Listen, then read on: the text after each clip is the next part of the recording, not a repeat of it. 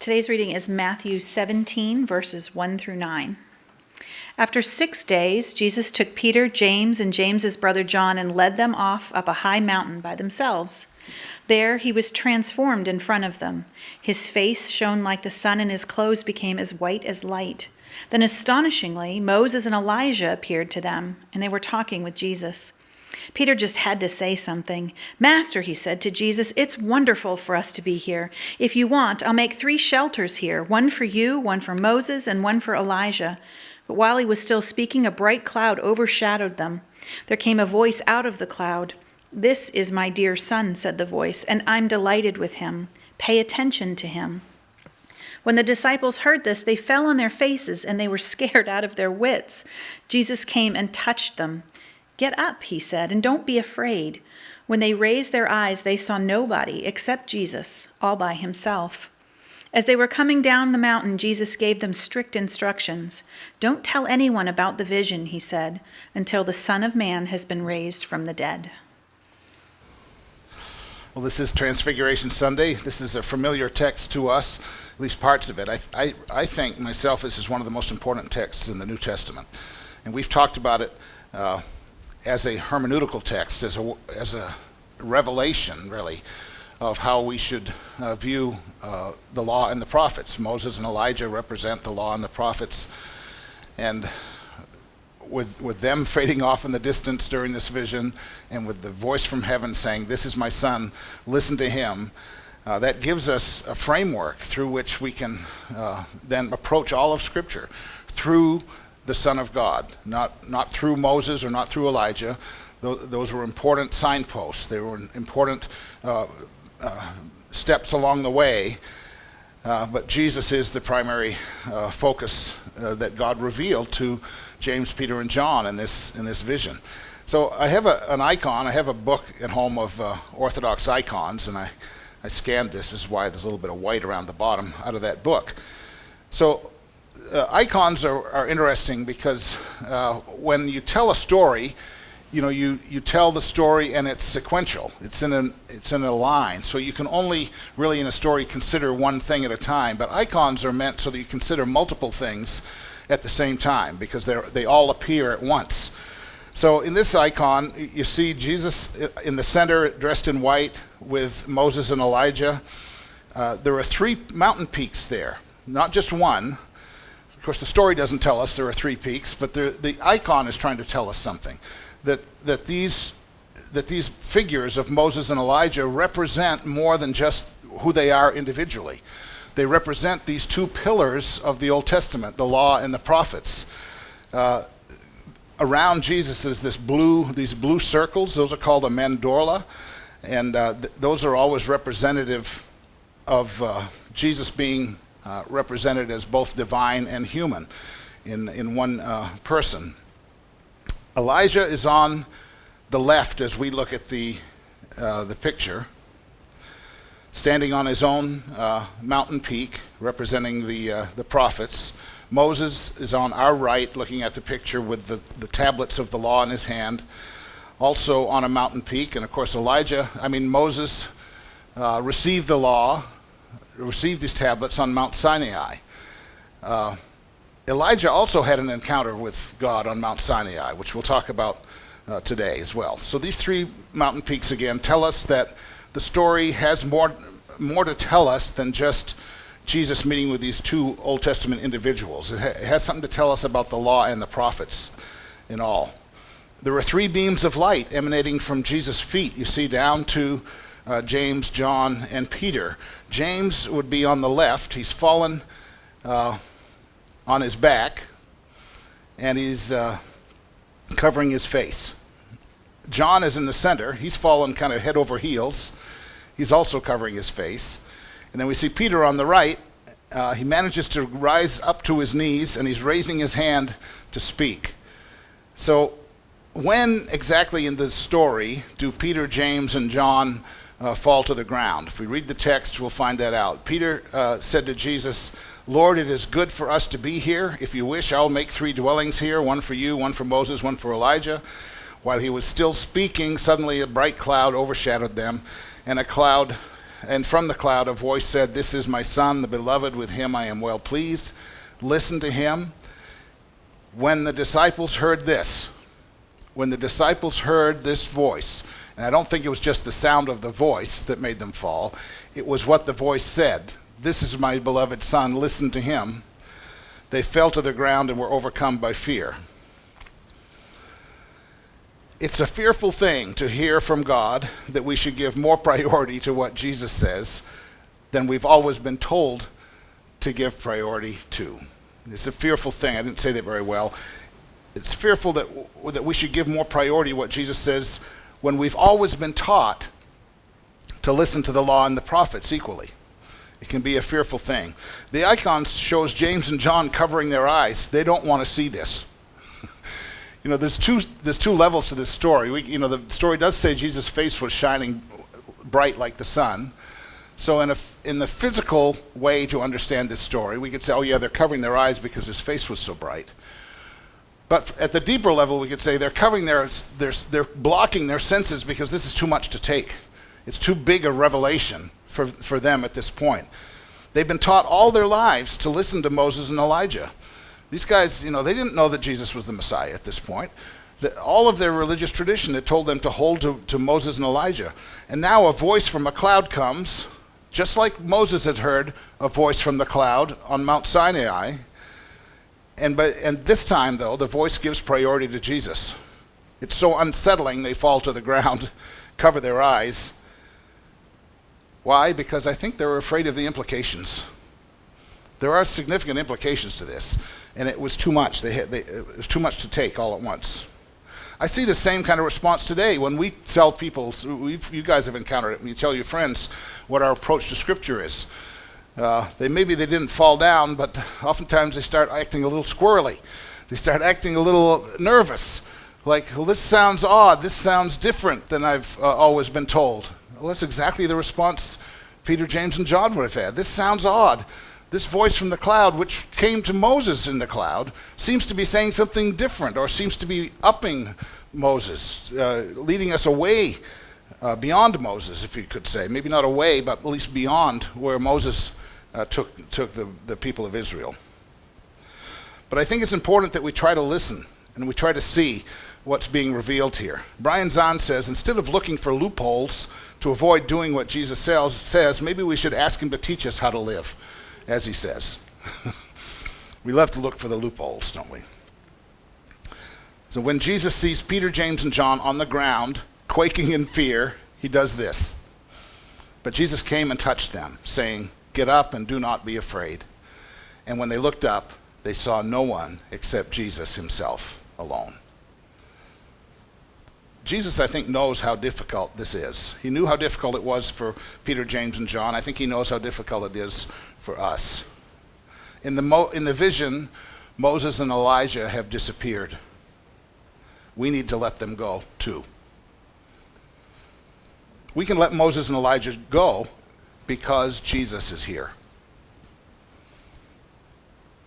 The types and shadows of the law and the prophets brought us to Jesus, but now Jesus is with us. He's God, Emmanuel, God with us. He is now touching us. He's now speaking with us. He's now healing us. He's now saving us. Then Jesus says this peculiar thing. As they were coming down the mountain, Jesus ordered them, "Tell no one about the vision until after the Son of Man has been raised from the dead." This is a peculiar saying. The disciples had just been given the key to understanding the law and the prophets in relationship to Jesus, and Jesus says, keep it to yourselves. Don't tell anybody. I'm sure you guys have had those conversations too, where you know that what you have can set somebody free, but you know that they're not ready to hear it yet. And sometimes it's better to keep it to yourself. Until after the Son of Man has been raised from the dead. Why? Why wait until after the resurrection to tell others?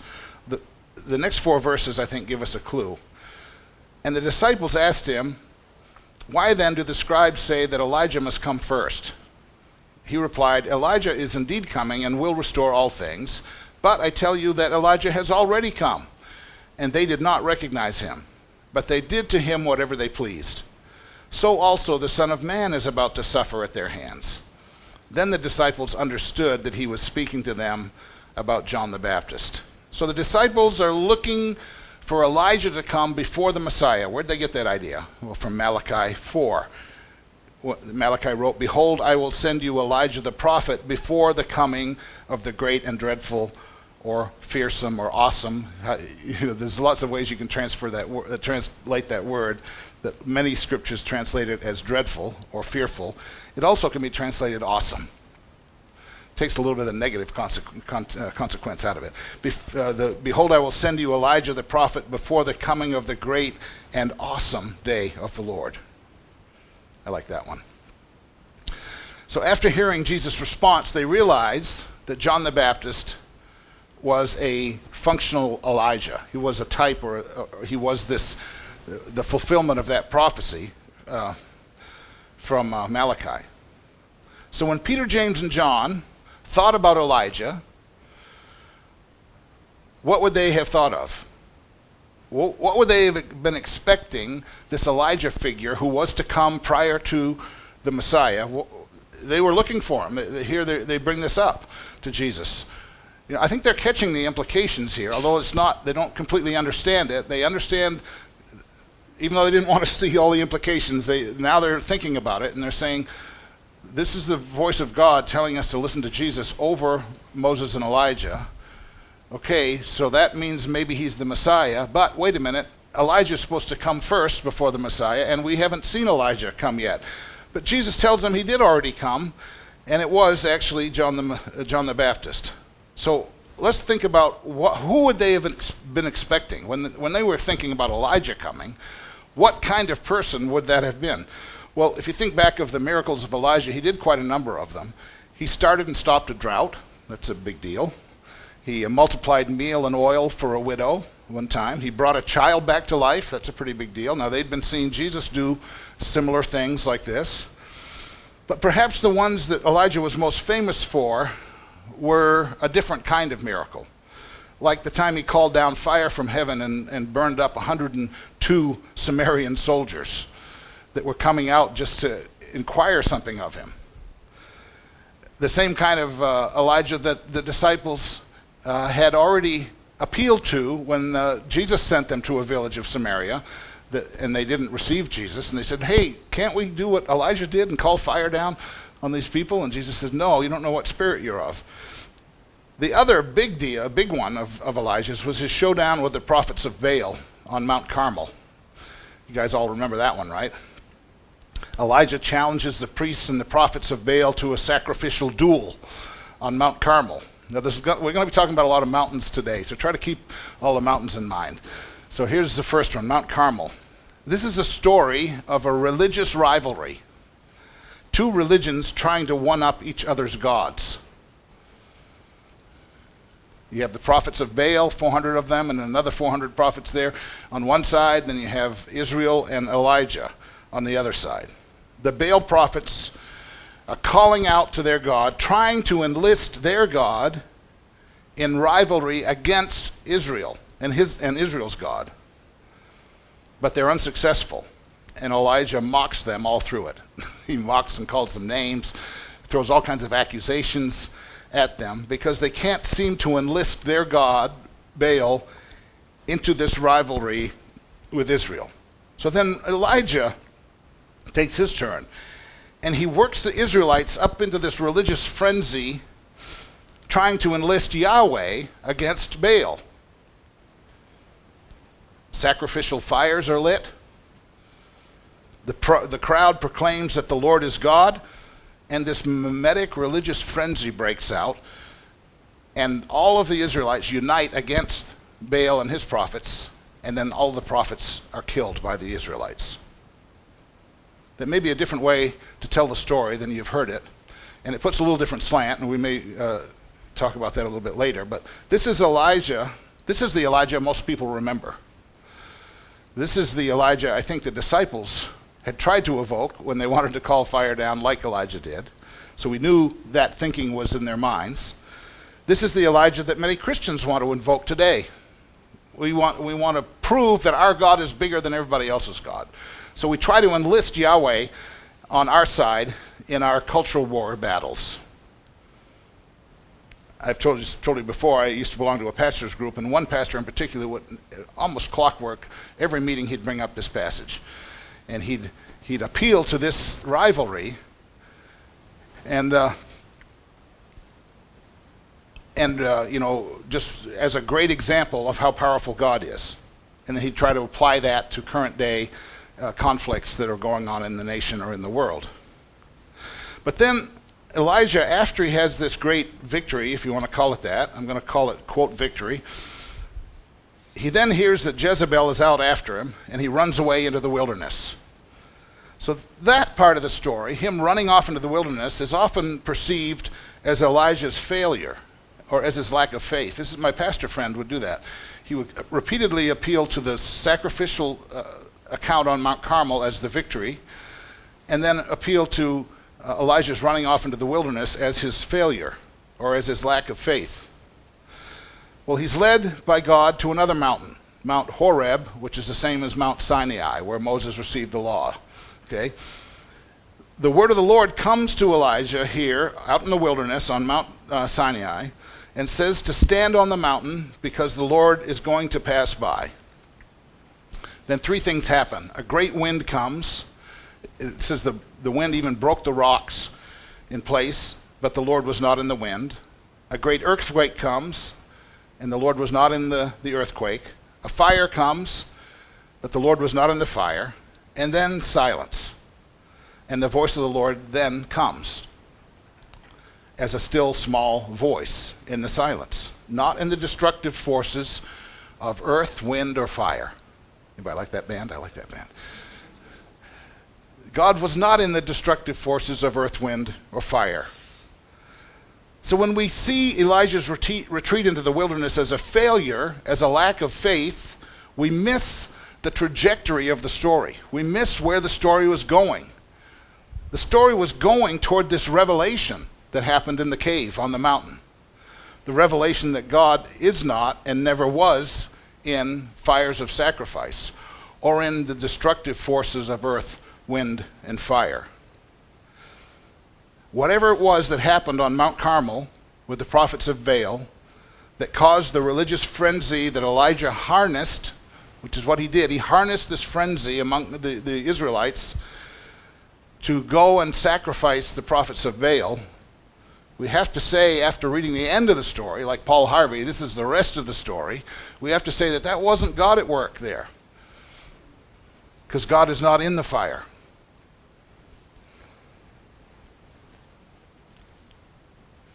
But the Elijah of Mount Carmel was the one the disciples were looking for. They were looking for that Elijah that calls fire down on his enemies. And the God of Mount Carmel is the one that still many Christians are looking for today. But you have to remember the rest of the story. God is not the God of the fires on Mount Carmel.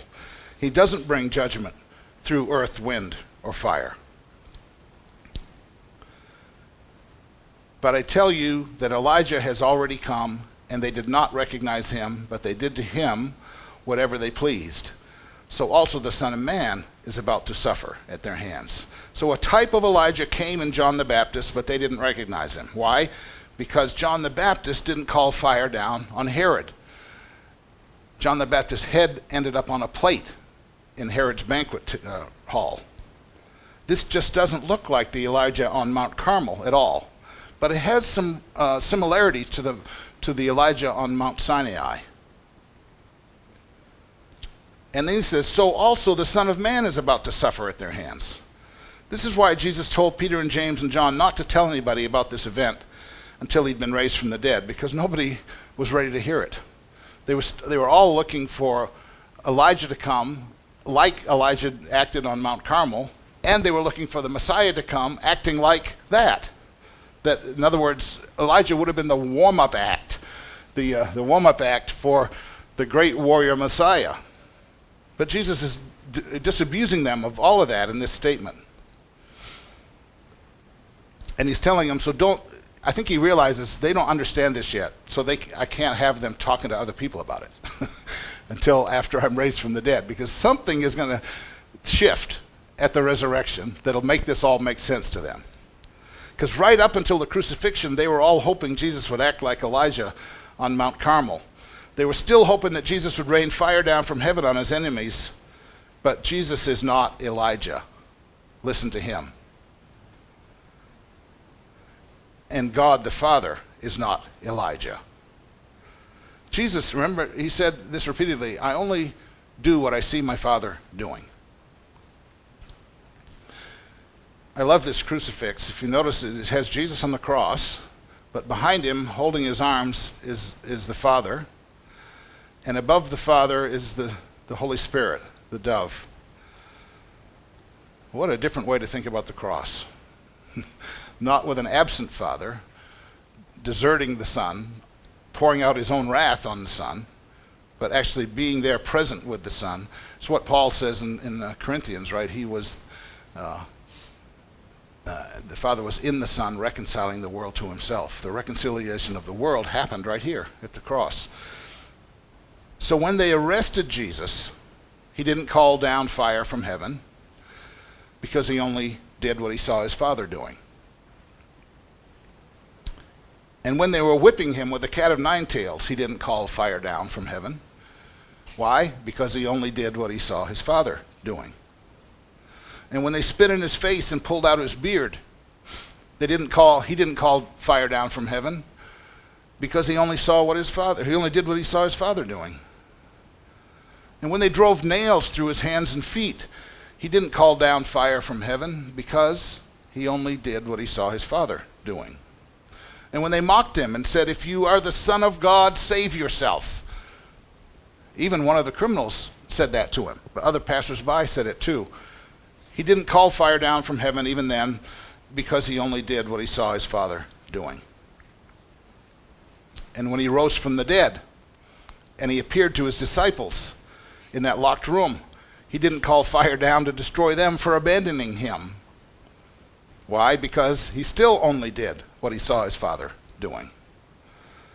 But after he ascended to his Father in heaven, and on the day of Pentecost, he rained down fire from heaven. Tongues of fire on people from every nation under heaven. He didn't show favoritism to Israel. He didn't and he didn't withhold the fire from the Gentiles that were there. It says in Acts 2, on people from every nation under heaven, God rained down fire. This is the fire of God. And nobody died. Not even the ones who had crucified him.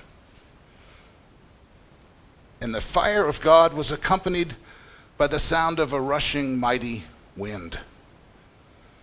A wind that didn't break the rocks like they did outside Elijah's cave. But it was a wind that broke open the hard hearts of all who would let it blow over them. A wind which began to blow away all the ways we divide ourselves into us and them. A wind in which began to blow away our false notions of a God who sends destruction from heaven. We've seen on Pentecost that God sent the fire of God and the wind of God, and they weren't destructive. And when he was raised from the dead, that was accompanied by an earthquake. Earth, wind, and fire again. During the wind and the earthquake and the fire, Elijah stayed sheltered inside a cave on Mount Horeb. I'll read this section. Now there was a great wind so strong that it was splitting mountains and breaking rocks in pieces before the Lord. But the Lord was not in the wind. And after the wind, an earthquake, but the Lord was not in the earthquake. And after the earthquake, a fire, but the Lord was not in the fire. And after the fire, a sound of sheer silence. When Elijah heard it, he wrapped his face in his mantle and went out and stood at the entrance of the cave. Then there came a voice to him that said, "What are you doing here, Elijah?" So Elijah's cave was his tomb. In Elijah's cave, his belief that God showed his power by destroying people with the elements, earth, wind, and fire, died. Can we let that God die too? Can we see this too with resurrection eyes? This is what Peter and James and John could not have understood until the Son of Man was raised from the dead. So we've talked about really three different mountains today. Mount Carmel represents the God of sacrificial religion, the idea that God sacrifices his enemies, or he calls us even to sacrifice his enemies. Mount Horeb, Mount Sinai, same, and Mount Tabor, where that was the Mount of Transfiguration. Those two mountains are mountains of revelation. They're mountains where God intervenes to reveal something to us that we just didn't understand before. On Horeb, Elijah had this revelation that God isn't in the fire. He's not in the destructive forces of nature that are used to kill his enemies. And on Mount Tabor, that was the Mount of Transfiguration, where the same message is given again to Peter, James, and John, but in a more fleshed out and a specific way. And then Golgotha is where the God of revelation overcomes the gods of sacrificial religion. And we call that the gospel. Where earthquakes, wind, and fire all testify to the good and gracious God of forgiveness and of resurrection. This is how we begin to see the transfiguration with resurrection eyes. Can we look at this Jesus without covering our eyes? Can we accept what the disciples couldn't accept before Pentecost? Can we let go of the parts of the law and the prophets that Jesus leads us away from? It's not like Elijah didn't do some very Christ-like things. The multiplying of meal and oil for the widow, the raising of the child from the dead, very Christ-like things that Elijah had done. So we don't discard Elijah, we don't discard Moses, but we recognize what they got right and what they were misled about. Can we let go of the parts of the law and the prophets that Jesus leads us beyond and take up our cross and follow only Jesus? Follow only Jesus to the cross, through death, and into resurrection. We must, because only then can we tell the story of the transfiguration with resurrection eyes.